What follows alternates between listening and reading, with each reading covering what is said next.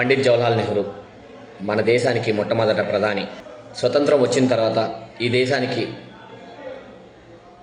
అన్ని విధాలుగా ఉపయోగపడే నాయకుడిని ఈ దేశానికి ప్రధాని చేయాలనే ఆశయంతో ఆనాడు ఉన్న నాయకులు కానీ ఎవరైతే అనుకున్నారో జవహర్లాల్ నెహ్రూ గారు ఈ దేశానికి సరైన ప్రధానిగా ఉండగలరు అని ముందు చూపుతూ అందరూ ఆలోచించి ఆయనని ఎన్నుకొని ఈ దేశానికి ప్రధాని చేయడం జరిగింది.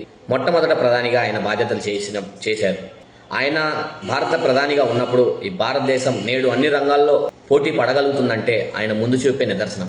ఆనాడు అంతరిక్షంలో భారతదేశం కూడా ముందడుగు వేయాలని స్థాపించిందే ఇస్రో. ఈనాడు ఇస్రో దేశమంతటా ఇస్రోని గమనిస్తుందంటే ప్రపంచమంతా ఇస్రోని గమనిస్తుందంటే దానికి ముఖ్య కారణమే జవహర్లాల్ నెహ్రూ గారు. ఇస్రోనే కాకుండా విద్యారంగంలో గాను ఆయన ముందు చూపుతో విద్యని కూడా అభివృద్ధి చేసి భారతదేశానికి ఎదుగుదలలో ముందడుగు వేయడంలో ముందు చూపుతో ఆలోచించి ముందడుగు వేసిన మహానాయకుడు. అలాగే స్వతంత్ర ఉద్యమంలో చురుగ్గా పాల్గొని 10 ఏళ్ళు జైలు జీవితాన్ని గడిపిన మహానాయకుడు ఆయన.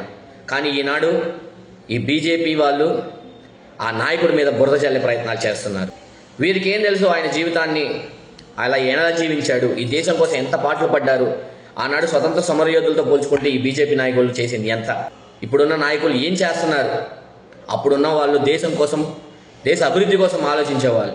కానీ ఈనాడు కులం, మతం పేరుతో, భాష పేరుతో, ప్రాంతం పేరుతో ప్రజల మధ్యలో చిచ్చు పెట్టి ప్రజలను రెచ్చగొట్టే విధంగా వీరి పరిపాలన జరుగుతుంది. ఆ నాయకుడు ఆనాడు వారు ఆ ముందు చూపు దేశం అన్ని దేశాలతో పోటీ పడాలని ముందు చూపుతో పరిపాలన కొనసాగేది. కానీ ఈనాడు ఎటు చూసిన అరాచకం, హింస, మానభంగాలు, క్రోధం, ద్వేషపూరిత రాజకీయాలతో నిండిపోయింది. జవహర్లాల్ నెహ్రూ గారికి పిల్లలంటే చాలా ఇష్టం. అందుకే ఆయన మరణించిన తర్వాత ఆయన పుట్టినరోజును బాలల దినోత్సవంగా ప్రకటించి నాటి నుండి నేటి వరకు బాలల దినోత్సవం జరుపుకోవడం జరుగుతున్నది. అదొక నిదర్శనం. మన దేశ నాయకుల మీద జనాలకి ఎంత ఇష్టం ఉందో, దేశ నాయకులకు, ప్రజలకు ఇలాంటి నాయకులు కావాలి అని జనాలు కూడా ఆలోచిస్తున్నారు. ఇంకో విషయం చెప్పాలనుకున్నా, పండిత్ జవహర్లాల్ నెహ్రూ గారు ఒక విద్యారంగమే కాకుండా, ఒక ప్రధానమంత్రి కాకుండా, నాడు భారతదేశానికి స్వతంత్రం వచ్చిన తర్వాత కార్యకలాపాలు నడపడానికి కార్యాలయాలు లేవని తనకున్న ఆస్తిని మొత్తం ఈ దేశానికి త్యాగం చేసిన మహానాయకుడు.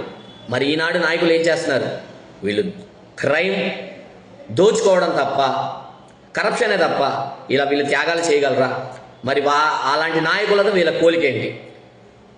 మీరు ఆ నాయకుడిని కించపరిచే స్థాయి మీది.